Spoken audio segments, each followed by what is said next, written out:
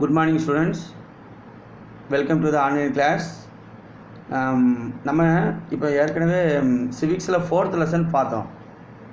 Social science 9th standard மாணவர்கள் நல்லா பாருங்கள். நம்ம ஏற்கனவே unit 4 forms of government, civics forms of government நம்ம ஏற்கனவே பார்த்தோம். சரியா? அந்த ஃபார்ம்ஸ் ஆஃப் கவர்மெண்ட்டில் அதாவது அரசாங்கங்களின் வகைகள். அப்போ அரசாங்கங்களின் வகைகள்ங்கிறபோது ஒற்றையாட்சி முறை that is unitary form of government. அரசாங்க வகைகளில் ஒற்றையாட்சி முறை unitary form of government. England, France, Japan, Sri Lanka இதெல்லாம் யூனிட்டரி ஃபார்ம் ஆஃப் கவர்மெண்ட் தான். இதில் merits and demerits, unitary forms of government, merits and demerits. We have already seen about the merits of unitary form of government and demerits of unitary form of government. Then federal form of government. அதாவது கூட்டாட்சி முறை. கூட்டாட்சி முறைக்கு example அமெரிக்க ஐக்கிய நாடுகள், Switzerland, Australia, Canada, Russia, Brazil, Argentina இதெல்லாம் federal form of கவர்மெண்ட்டுக்கு example. Okay, இதுலேயுமே நம்ம மெரிட்ஸ் அண்ட் டிமெரிட்ஸ் நம்ம ஏற்கனவே பார்த்தோம். ஃபெடரல் ஃபார்ம் ஆஃப் கவர்மெண்ட்லேயும் நன்மைகள், தீமைகள். சரியா? ரைட். இதெல்லாம் நம்ம ஏற்கனவே போன கிளாஸில் நம்ம பார்த்தோம் கூட்டாட்சி முறையில். அதுக்கப்புறம் நம்ம பார்க்கும்போது என்னென்னா, அதாவது இந்த difference between unitary form of government and federal form of government difference. அதாவது ஒற்றையாட்சி முறைக்கும் கூட்டாட்சி முறைக்கும் உள்ள வேறுபாடுகள். இதையும் நம்ம போன கிளாஸில் பார்த்தோம் இல்லையா? ஒற்றையாட்சி முறை, கூட்டாட்சி முறை வேறுபாடுகள். ஒற்றையாட்சி முறையும் கூட்டாட்சி முறை வேறுபாடுகளுமே இந்த பேஜ் நம்பரில் அழகாக சொல்லியிருக்கு. பேஜ் நம்பர் 268 நீங்கள் தான் ஸ்க்ரீனில் பார்க்குறீங்க. இந்த difference between unitary form and federal form of government. அதில் பார்க்குறோம் only one level of government or sub-units. Federal form of government, 2 levels of government. Unitary form of government la mostly single citizenship. Here dual citizenship. Third, unitary form of government. Third, sub-units cannot operate independently. Federal form of government, federal units are answerable to central government. Unitary form of government, fourth one, no division of power. Here division of power. இங்கே நம்ம பார்க்கணும் last centralisation of power, இங்கே decentralisation of power. இந்த difference between unitary form of government and federal government very important question. இதை நீங்கள் கண்டிப்பாக படிச்சிருக்கணும். Now parliamentary form of government.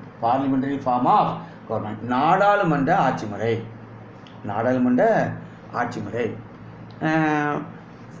Parliamentary form of government. Modern democratic governments are classified into parliamentary and presidential on the basis of the nature of relations between the executive and the legislative organs of the government. இந்த நாடாளுமன்ற ஆட்சி முறைன்னு பார்த்தா நவீன மக்களாட்சி முறை, அதாவது அதிபர் ஆட்சின்னு சொல்லலாம், அதிபர் மக்களாட்சி முறை. ஏன்னா இரு வகைகளை நம்ம பிரிக்கலாம். நவீன மக்களாட்சி முறைகளை எப்படி பிரிக்கலாம்னா, நாடாளுமன்ற ஆட்சி முறைன்னு சொல்லலாம், அதிபர் மக்களாட்சி முறைன்னு சொல்லலாம். இப்படி 2 வகையை நம்ம பிரிக்கலாம். அதெல்லாம் நம்ம பார்க்குறோம், presidential and parliamentary. Okay, the parliamentary system of government is the one in which the executive is responsible to the legislature for its policies and acts. இந்த நாடாளுமன்ற ஆட்சி முறை சட்டமன்றத்தில் கொள்கைகள் மற்றும் செயல்களுக்கு நிர்வாகத்துறை இதுதான் எனது அனைத்து நடவடிக்கைகள் எனது பொறுப்பேற்கிறது. இதெல்லாம் நம்ம பார்க்குறோம். The parliamentary government is also known as cabinet government. இந்த நாடாளுமன்ற ஆட்சி முறை என்ன சொல்கிறோம்? அமைச்சரவை அரசாங்கம்.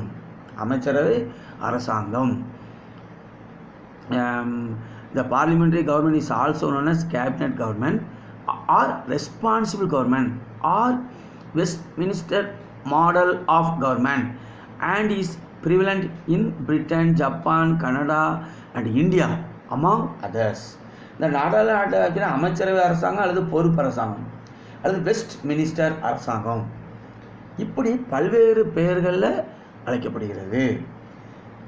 இந்த இவைய ஆட்சி முறை எங்கெல்லாம் இருக்குன்னு பார்த்தோன்னா உங்களுக்கு தெரியுது. புக்கில் பார்த்தீங்கன்னா பிரிட்டன், ஜப்பான், கனடா, இந்தியா, இந்த மாதிரி நம்ம நாட்டிலையும் இந்தியா. அப்போ நாடாளுமன்ற ஆட்சி முறை. கீழே கூட அந்த ஒரு பாக்ஸ் என்ன சொல்லியிருக்கு, country, name of parliament. Israel Knesset, இஸ்ரேலில் என்ன சொல்கிறாங்க, கெனசட், அந்த நாடாளுமன்றத்தின் பெயர் நீங்கள் பாருங்கள். ஜெர்மனியில் வந்து என்ன சொல்கிறாங்க, Bundestag, Bundestag Germany. Denmark Folketing, Folketing. Norway Storting, Storting. USA, தென் அமெரிக்க ஐக்கிய நாடுகள் Congress. Japan diet, Britain parliament. அப்போது இந்த நாடாளுமன்றங்கள் அந்த நாடாளுமன்றங்களின் பெயர்கள் அந்தந்த நாட்டில் வெவ்வேறு விதமாக இருக்கிறத நம்ம பார்க்குறோம். இந்த நாடாளுமன்ற ஆட்சி முறையின் அம்சங்கள், features of the parliamentary form of government. அம்சம் என்னென்னு சொல்லியிருக்குன்னா, nominal and real executives, majority party rule, collective responsibility, dual membership, leadership of the prime minister. பெயரளவில் மற்றும் உண்மையான நிர்வாகிகள், பெரும்பான்மை கட்சியாட்சி, கூட்டு பொறுப்புணர்வு, இரட்டை உறுப்பினர், பிரதம மந்திரியின் தலைமை.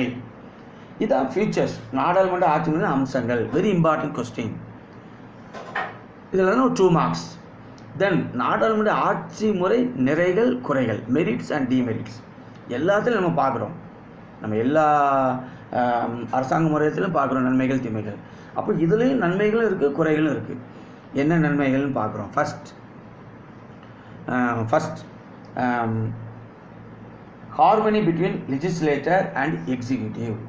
நாடாளுமன்ற ஆட்சி முறை நிறைகள், சட்டமன்றம் மற்றும் நிர்வாகத்துறைக்கு இடையிலான இணக்கம். அதாவது சட்டமன்றமும் இருக்குது, நிர்வாகத்துறையும் இருக்குது, இதற்கு இடையிலான ஒரு அண்டர்ஸ்டாண்டிங் இவங்களுக்கு இருக்குது. தென் ரெஸ்பான்சிபிள் கவர்மெண்ட், ஒரு பொறுப்பான அரசாங்கம். ரெஸ்பான்ஸ், ஒரு பொறுப்புள்ள ஒரு பங்கு எல்லாத்துலேயும், ஸ்டேட் கவர்மெண்ட்லேயும் சரி சென்ட்ரல் கவர்மெண்ட், ஒரு ரெஸ்பான்ஸ். தென் ப்ரிவென்ஸ் டிக்டேட்டர்ஷிப், டிக்டேட்டர்ஷிப்னா சர்வாதிகாரம், இதெல்லாம் தடுக்குது.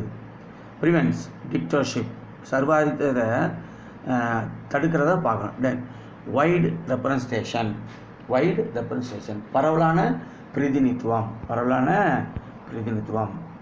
Demerits of parliamentary form of government, குறைகள், டிமெரிட்ஸ். என்ன டிமெரிட்ஸ்? அன்ஸ்டேபிள் கவர்மெண்ட், அதாவது நிலையற்ற அரசாங்கம். இப்போ பார்லிமெண்ட்ரி இது நம்ம இந்தியாவை எடுத்துக்கிறோம் இல்லையா, திடீர்னு கட்சியில் ஈடுபட்டிருக்கவங்க வாபஸ் வாங்குவாங்க, அப்போது அவங்களுக்கு மெஜாரிட்டி இருக்காது இல்லையா. பிறகு நாடாளுமன்றத்தை கலைப்பாங்க, திரும்ப எலெக்ஷன் வரும். அப்போது இதை நம்ம என்ன சொல்லலாம், அன்ஸ்டேபிள் கவர்மெண்ட், நிலையற்ற அரசாங்கம், குறைகள். Second point, no continuity of policies, தொடர்ச்சியற்ற கொள்கைகள், தொடர்ச்சியற்ற கொள்கைகள். எந்த கொள்கைகளும் என்னது தொடர்ச்சியாக இருக்காது, no continuity. Dictatorship of the cabinet, அதாவது அமைச்சரவையின் சர்வாதிகாரம். அமைச்சர்களுக்கு எல்லா அதிகாரமும் இருக்குது, அவங்க நினச்சா அந்த அதிகாரத்தை பயன்படுத்துகிறாங்க, இது ஒரு குறைகள்.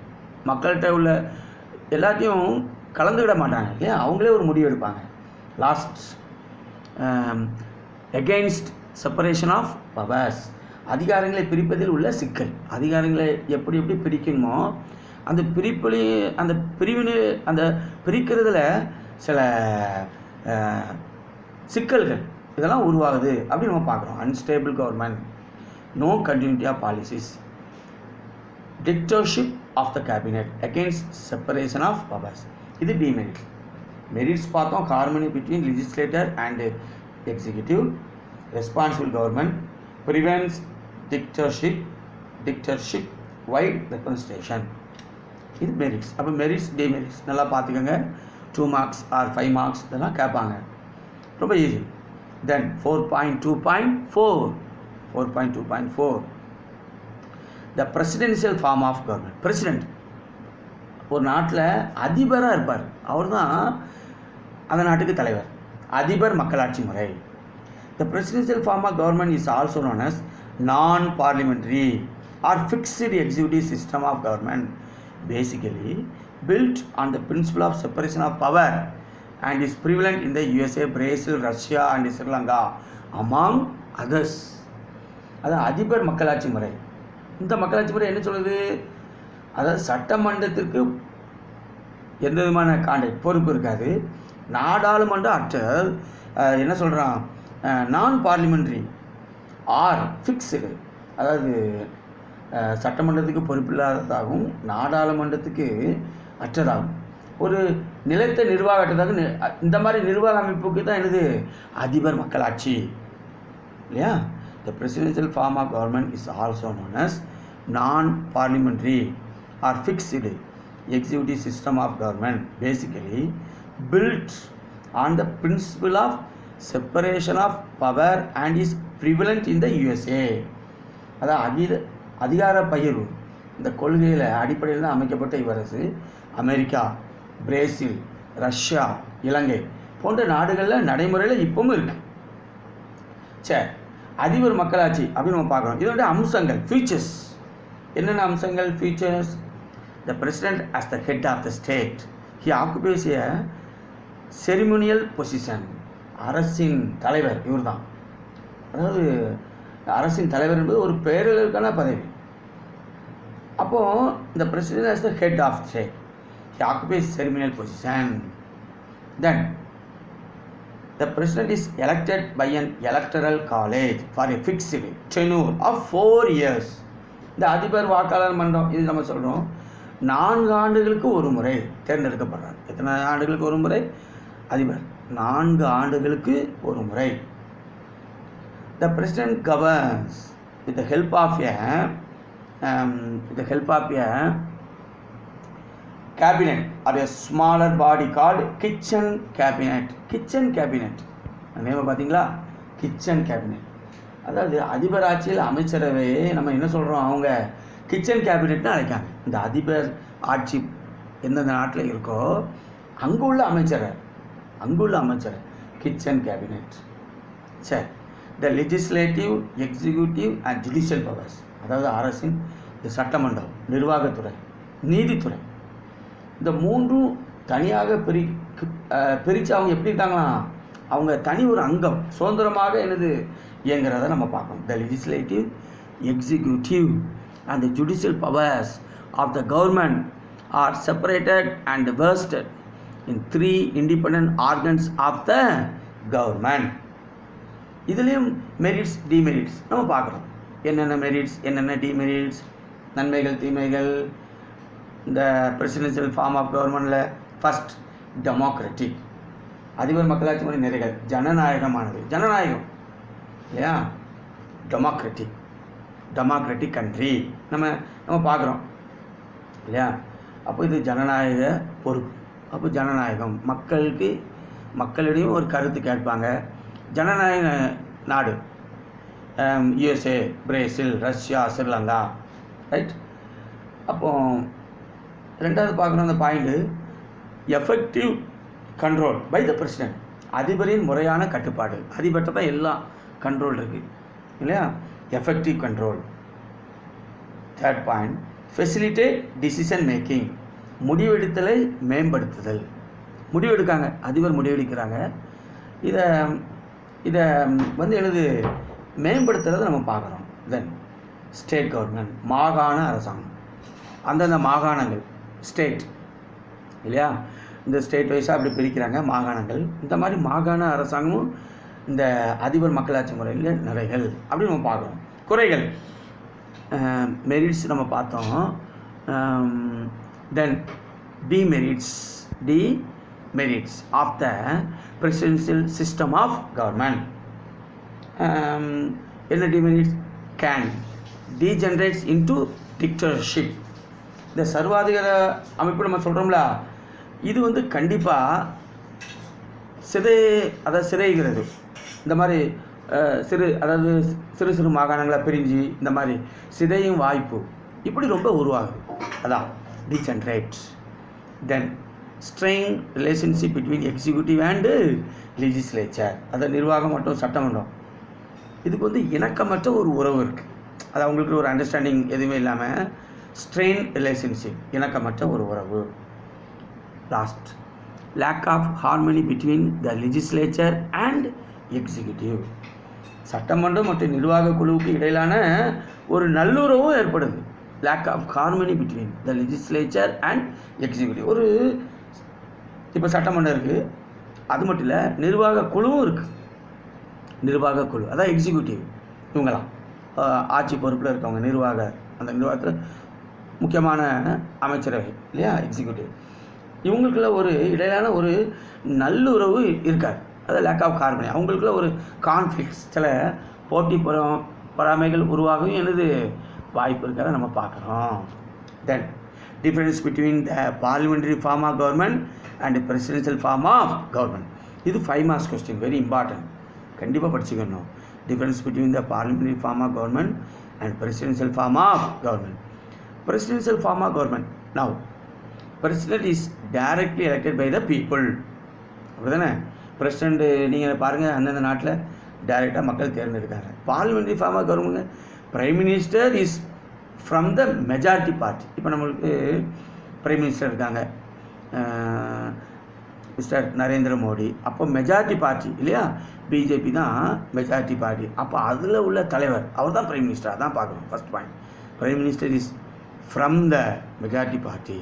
Second, president is supreme. President is supreme.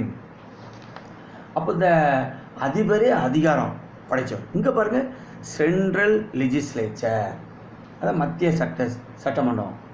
இங்கே வந்து மத்திய சட்டமன்றம், central legislature. Third, separation of powers, அதிகார பிரிவினை, செப்பரேஷன் ஆஃப் பவர்ஸ். இந்த பிரசிடென்ஷியல் ஃபார்ம் ஆஃப் கவர்மெண்ட்டில் பாருங்கள், தேர்ட் அதிகார பிரிவினை. இங்கே பாருங்கள், அதிகார பிரிவினை மையப்படுத்தப்படாமல் இருப்பது, absence of separation powers, centralisation. இங்கே அந்த மாதிரி கிடையாது. ஃபோர்த் பாயிண்ட், இண்டிபெண்டன்ட் பிரான்ச்சஸ், சுதந்திரமாக செயல்படும் பிரிவுகள். இண்டிபெண்ட்டாக சில பிரான்ச்சஸ் உருவாகுது பிரசிடென்ஷியல் ஃபார்ம் ஆஃப் கவர்மெண்ட்.